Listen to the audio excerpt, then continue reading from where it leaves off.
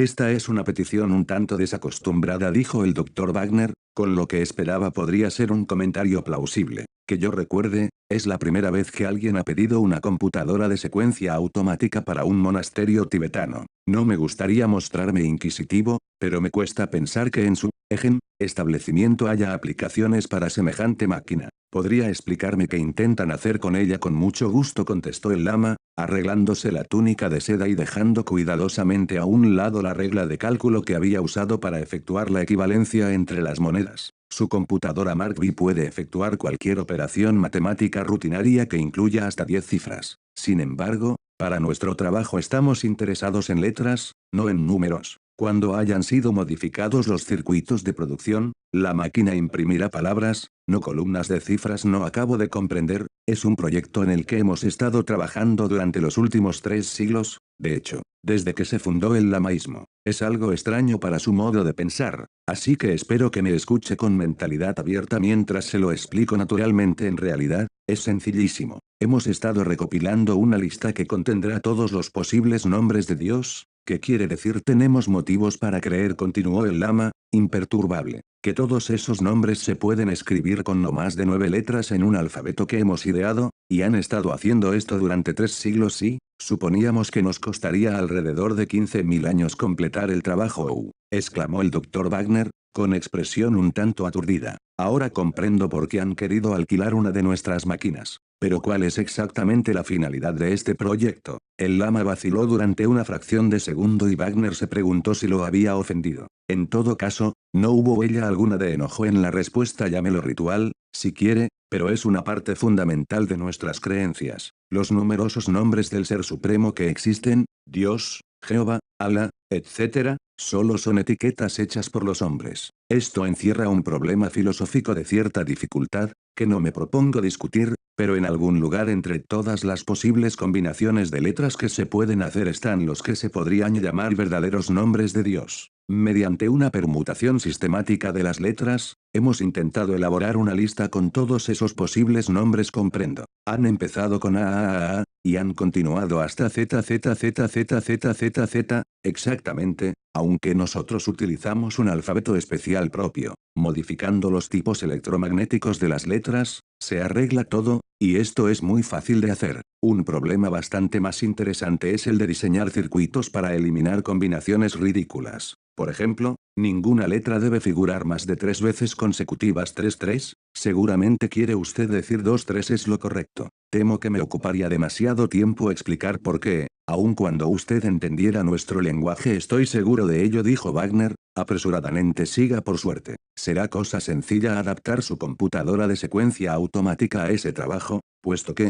una vez ha sido programado adecuadamente, permutará cada letra por turno e imprimirá el resultado. Lo que nos hubiera costado 15.000 años se podrá hacer en 100 días. El Dr. Wagner apenas oía los débiles ruidos de las calles de Manhattan, situadas muy por debajo. Estaba en un mundo diferente, un mundo de montañas naturales, no construidas por el hombre. En las remotas alturas de su lejano país, aquellos monjes habían trabajado con paciencia, generación tras generación, llenando sus listas de palabras sin significado. ¿Había algún límite a las locuras de la humanidad? No obstante, no debía insinuar siquiera sus pensamientos. El cliente siempre tenía razón, no hay duda, replicó el doctor, de que podemos modificar el Mark V para que imprima listas de este tipo. Pero el problema de la instalación y el mantenimiento ya me preocupa más. Llegar al Tíbet en los tiempos actuales no va a ser fácil, nosotros nos encargaremos de eso. Los componentes son lo bastante pequeños para poder transportarse en avión. Este es uno de los motivos de haber elegido su máquina.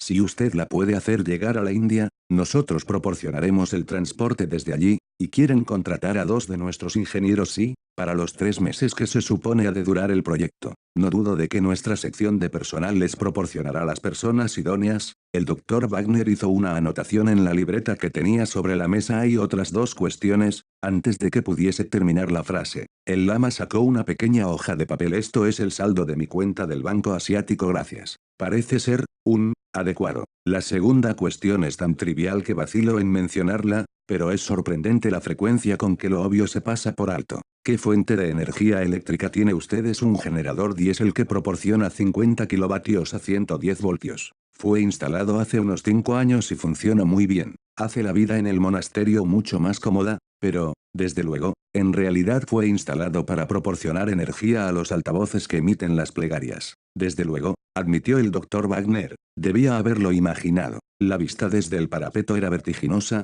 pero con el tiempo uno se acostumbra a todo. Después de 3 meses, George Hanley no se impresionaba por los 2000 pies de profundidad del abismo, ni por la visión remota de los campos del valle semejantes a cuadros de un tablero de ajedrez. Estaba apoyado contra las piedras pulidas por el viento y contemplaba con displicencia las distintas montañas, cuyos nombres nunca se había preocupado de averiguar. Aquello, pensaba George, era la cosa más loca que le había ocurrido jamás. El proyecto Shangri-La, como alguien lo había bautizado en los lejanos laboratorios. Desde hacía ya semanas, el Mark V estaba produciendo acres de hojas de papel cubiertas de galimatías. Pacientemente, inexorablemente, la computadora había ido disponiendo letras en todas sus posibles combinaciones, agotando cada clase antes de empezar con la siguiente. Cuando las hojas salían de las máquinas de escribir electromáticas, los monjes las recortaban cuidadosamente y las pegaban a unos libros enormes. Una semana más y, con la ayuda del cielo, habrían terminado.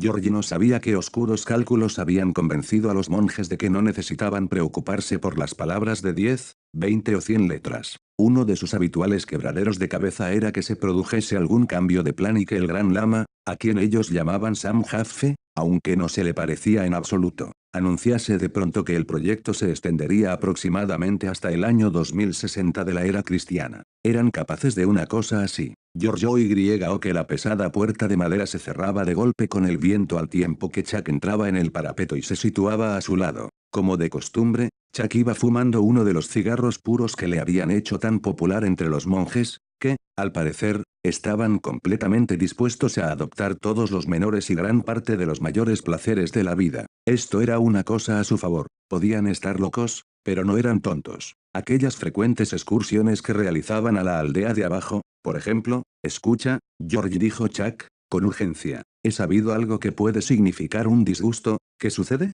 No funciona bien la máquina. Esta era la peor contingencia que George podía imaginar. Era algo que podría retrasar el regreso, y no había nada más horrible. Tal como se sentía él ahora, la simple visión de un anuncio de televisión le parecería maná caído del cielo. Por lo menos, representaría un vínculo con su tierra. No es nada de eso. Chuck se instaló en el parapeto, lo cual era inhabitual en él, porque normalmente le daba miedo el abismo. Acabo de descubrir cuál es el motivo de todo esto. ¿Qué quieres decir? Yo pensaba que lo sabíamos, ¿cierto? Sabíamos lo que los monjes están intentando hacer, pero no sabíamos por qué. Es la cosa más loca, eso ya lo tengo muy oído, gruñó George, pero el viejo me acaba de hablar con claridad. ¿Sabes que acude cada tarde para ver cómo van saliendo las hojas? Pues bien, esta vez parecía bastante excitado, por lo menos, más de lo que suele estarlo normalmente. Cuando le dije que estábamos en el último ciclo me preguntó, en ese acento inglés tan fino que tiene, si yo había pensado alguna vez en lo que intentaban hacer. Yo dije que me gustaría saberlo, y entonces me lo explicó. Sigue, voy captando. El caso es que ellos creen que cuando hayan hecho la lista de todos los nombres, y admiten que hay unos 9 billones, Dios habrá alcanzado su objetivo. La raza humana habrá acabado aquello para lo cual fue creada y no tendrá sentido alguno continuar. Desde luego, la idea misma es algo así como una blasfemia. Entonces, ¿qué esperan que hagamos? Suicidarnos. No hay ninguna necesidad de esto. Cuando la lista esté completa, Dios se pone en acción, acaba con todas las cosas y, listo. Ya comprendo. Cuando terminemos nuestro trabajo, tendrá lugar el fin del mundo. Chuck dejó escapar una risita nerviosa. Esto es exactamente lo que le dije a Sam, ¿y sabes qué ocurrió? Me miró de un modo muy raro, como si yo hubiese cometido alguna estupidez en la clase, y dijo, no se trata de nada tan trivial como eso. George estuvo pensando durante unos momentos. Esto es lo que yo llamo una visión amplia del asunto, dijo después. ¿Pero qué supones que deberíamos hacer al respecto? No veo que ello signifique la más mínima diferencia para nosotros. Al fin y al cabo, ya sabíamos que estaban locos, sí, pero ¿no te das cuenta de lo que puede pasar? Cuando la lista esté acabada y la traca final no estalle o no ocurra lo que ellos esperan, sea lo que sea, nos pueden culpar a nosotros del fracaso. Es nuestra máquina la que han estado usando. Esta situación no me gusta ni pizca. Comprendo, dijo George, lentamente. Has dicho algo de interés. Pero ese tipo de cosas han ocurrido otras veces. Cuando yo era un chiquillo, allá en Luisiana, teníamos un predicador chiflado que una vez dijo que el fin del mundo llegaría el domingo siguiente. Centenares de personas lo creyeron y algunas hasta vendieron sus casas.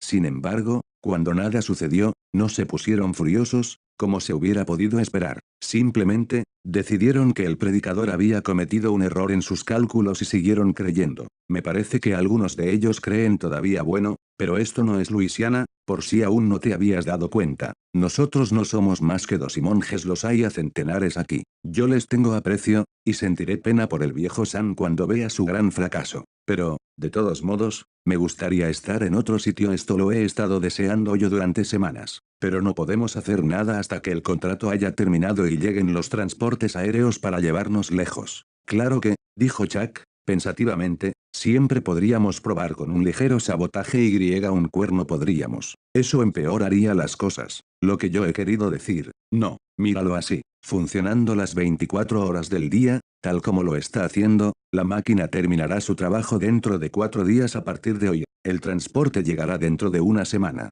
Pues bien, todo lo que necesitamos hacer es encontrar algo que tenga que ser reparado cuando hagamos una revisión, algo que interrumpa el trabajo durante un par de días. Lo arreglaremos, desde luego, pero no demasiado a prisa. Si calculamos bien el tiempo, podremos estar en el aeródromo cuando el último nombre quede impreso en el registro. Para entonces ya no nos podrán coger. No me gusta la idea, dijo Georgia. Sería la primera vez que he abandonado un trabajo. Además, les haría sospechar. No, me quedaré y aceptaré lo que venga. Sigue sin gustarme, dijo. 7 días más tarde, mientras los pequeños pero resistentes burritos de montaña les llevaban hacia abajo por la serpenteante carretera. Y no pienses que huyo porque tengo miedo. Lo que pasa es que siento pena por esos infelices y no quiero estar junto a ellos cuando se den cuenta de lo tontos que han sido. Me pregunto cómo se lo va a tomar Sam. Es curioso, replicó Chuck. Pero cuando le dije adiós tuve la sensación de que sabía que nos marchábamos de su lado y que no le importaba porque sabía también que la máquina funcionaba bien y que el trabajo quedaría muy pronto acabado.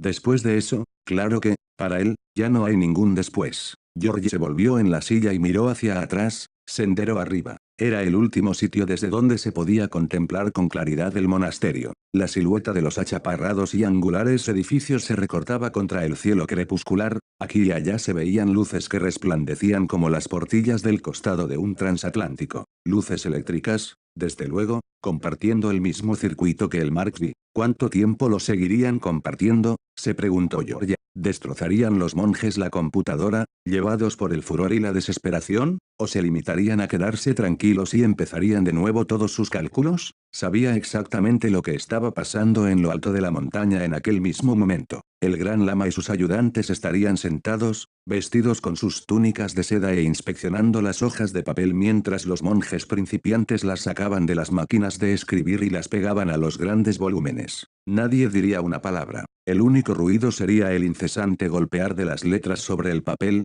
porque el Mark V era de por sí completamente silencioso mientras efectuaba sus millares de cálculos por segundo. 3 meses así, pensó George, eran ya como para subirse por las paredes. Allí está, gritó Chuck, señalando abajo hacia el valle. ¿Verdad que es hermoso? Ciertamente, lo era, pensó George. El viejo y abollado de C3 estaba en el final de la pista, como una menuda cruz de plata. Dentro de 2 horas los estaría llevando hacia la libertad y la sensatez. Era algo así como saborear un licor de calidad. George dejó que el pensamiento le llenase la mente, mientras el burrito avanzaba pacientemente pendiente abajo. La rápida noche de las alturas del Himalaya casi se les echaba encima. Afortunadamente, el camino era muy bueno, como la mayoría de los de la región, y ellos iban equipados con linternas. No había el más ligero peligro, solo cierta incomodidad causada por el intenso frío. El cielo estaba perfectamente despejado e iluminado por las familiares y amistosas estrellas. Por lo menos, pensó George, no habría riesgo de que el piloto no pudiese despegar a causa de las condiciones del tiempo.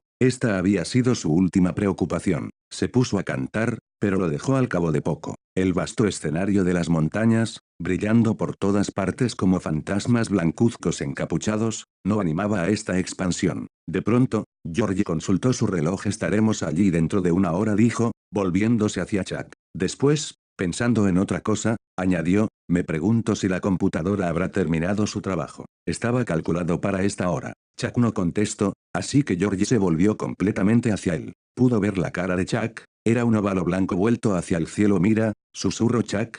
George alzó la vista hacia el espacio. Siempre hay una última vez para todo. Arriba, sin ninguna conmoción, las estrellas se estaban apagando.